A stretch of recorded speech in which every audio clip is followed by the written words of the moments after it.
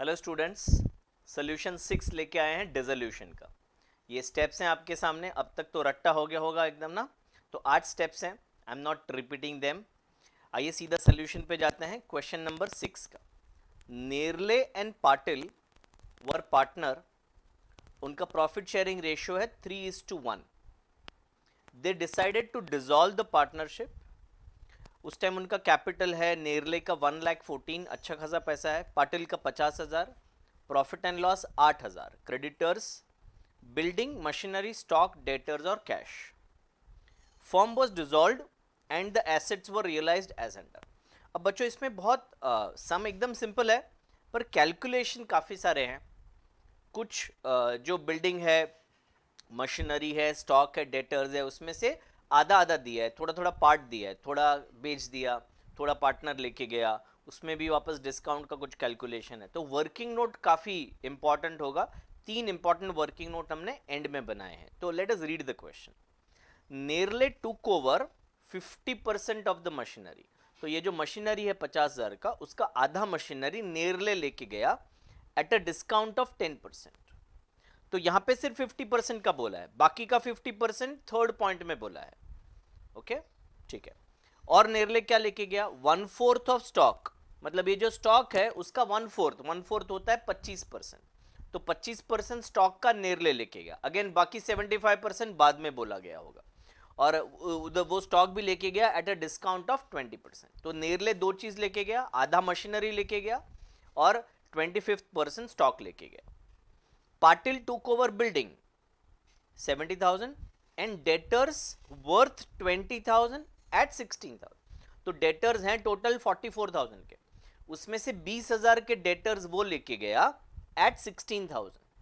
He also agreed to pay creditors at a discount of 5%। तो पूरे creditors Patil ने पे किए और वो एट अ डिस्काउंट ऑफ 5% पे किए। बैलेंस मशीनरी मतलब नेरले आधा लेके गया था, आधा बेच दिया at a loss of 4,000। Balance of stock 25% नेरले लेके गया था, 75% बच गया है, उसको बेचा हमने, एंड हमने बेचा at a profit of 10%। And debtors realise 95%। Balance debtors, वो 20,000 के डेटर अपना ये लेके गया था पाटिल, है ना, या 20,000 के डेटर पाटिल लेके गया था, बाकी के डेटर रियलाइज्ड एट 95%। तो ये आप क्वेश्चन आपके सामने रखना, वर्किंग नोट आपको दिखाते हैं। सबसे पहले वर्किंग नोट बनाना पड़ेगा, उसके बाद ही हम सोल्यूशन को समझ पाएंगे। ये वर्किंग नोट आपके सामने है, ये रहा। ओके, तो ये जो 3 वर्किंग नोट है, ये वर्किंग नोट 1 है मशीनरी का, ये वर्किंग नोट 2 है डेटर्स का, और ये वर्किंग नोट 3 है स्टॉक का। तो मशीनरी बैलेंस शीट में कितना है स्टूडेंट्स? 50,000 का मशीनरी है और उसका आधा आधा कर दिया है, 50% और 50%। तो ये 50% हो गया 25 और 25।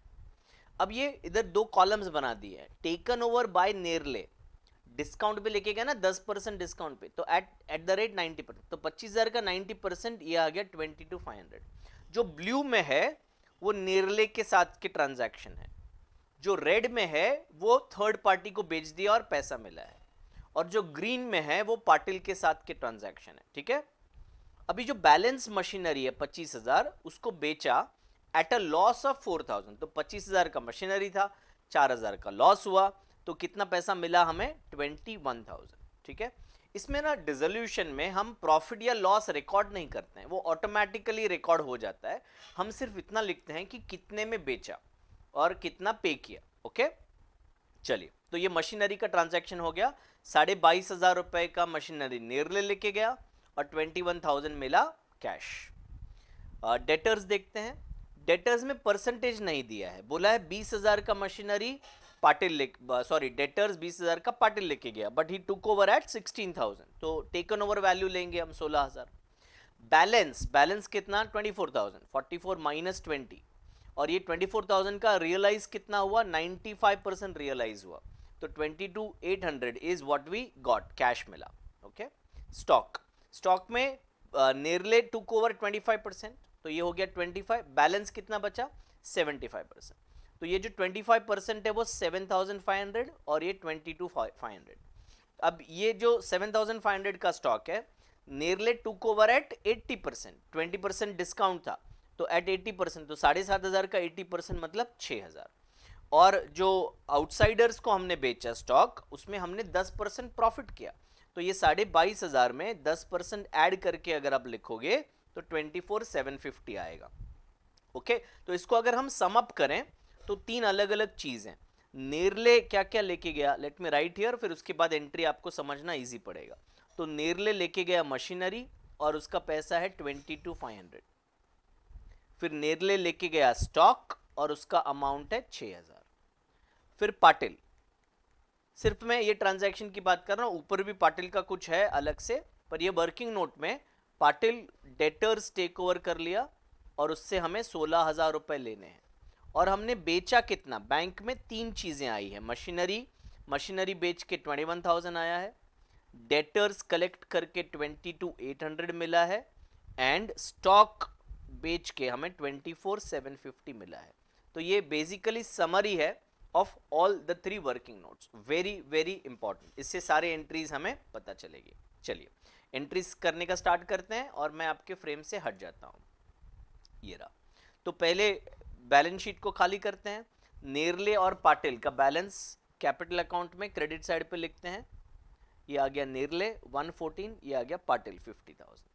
प्रॉफिट एंड लॉस अकाउंट है इधर 8,000 और इधर 3:1 में शेयर करना है, तो 8,000 इंटू 3/4 एंड 8,000 इंटू 1/4, तो 6,000 एंड 2,000, ये उनके कैपिटल को क्रेडिट करेंगे, 6,000 एंड 2,000। ठीक है, उसके बाद आ जाता है क्रेडिटर जो रियलाइजेशन में ट्रांसफर होगा, ये आ गया 32।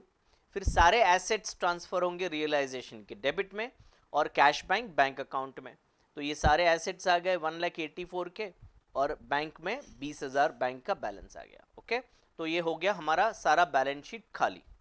अभी एसेट्स को बेचते हैं, तो पहले नेरले को जो भी बेचा वो लेते हैं। हाँ, तो नेरले को मशीनरी बेचा है और स्टॉक बेचा है, नेरले को और कुछ बेचा है नहीं। तो नेरले का जो दो अमाउंट है वो हमने जो नीचे वर्किंग नोट में लिखा है, Nerle's capital debit to realisation credit, तो मशीनरी और स्टॉक इधर टोटल अमाउंट आ गया और नेरले के कैपिटल में 28,500 डेबिट हो गया। अब हमने पाटिल को क्या बेचा, हाँ पार्टनर को जो बेचा वो ले रहे हैं। तो पाटिल को हमने बिल्डिंग बेचा 70,000 में और वर्किंग नोट में लिखा था कि डेटर्स का 16,000 है, तो 86,000 का टोटल चीजें बेचा, बिल्डिंग 70,000, डेटर 16, टोटल हो गया आपका 86। तो पाटिल के कैपिटल में 86,000 डेबिट हो गया।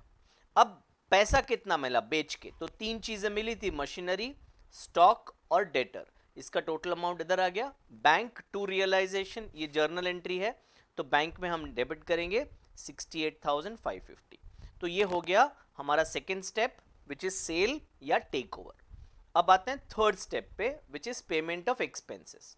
एक्सपेंसेस के बारे में तो क्वेश्चन में कुछ नहीं बोला है तो जाने दो। फिर नेक्स्ट स्टेप है पेमेंट ऑफ लायबिलिटीज।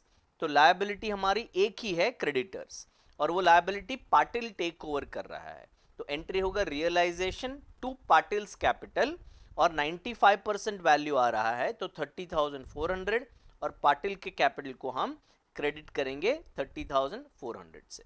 तो ये हमारा फोर्थ स्टेप हो गया। पार्टनर लोन है नहीं तो फिफ्थ स्टेप हो गया। सिक्स स्टेप होगा क्लोज रियलाइजेशन। तो क्रेडिट साइड का टोटल बड़ा है 2,15,050, वो डेबिट में लिखा और ये हमारा बैलेंसिंग फिगर आ गया 650। इसको हम 3/4 और 1/4 में डिवाइड करेंगे तो 488 नेरले का प्रॉफिट है और 162 पाटिल का प्रॉफिट है। ये इनको हम उनके कैपिटल अकाउंट में क्रेडिट करेंगे, 488 एंड 162। अभी हम कैपिटल अकाउंट को क्लोज करेंगे। नेरले का बैलेंस क्रेडिट बैलेंस है, उसका क्रेडिट का अमाउंट बड़ा है 1,20,000, वो यहाँ पे लिखा और ये बैलेंसिंग फिगर आया, तो नेरले को हम पैसा दे देंगे।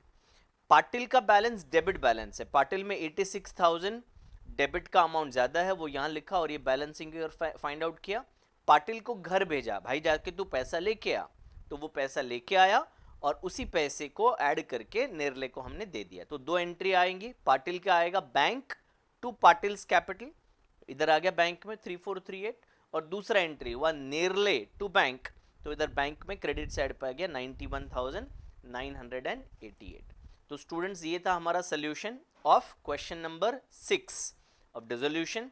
क्वेश्चन नंबर 7 से ना इंसॉल्वेंसी स्टार्ट होता है। जैसे ये क्वेश्चन में हमने पाटिल को घर भेजा, जाके लेके आ, तो पाटिल घर गया और इज्जत से 3438 लेके आया।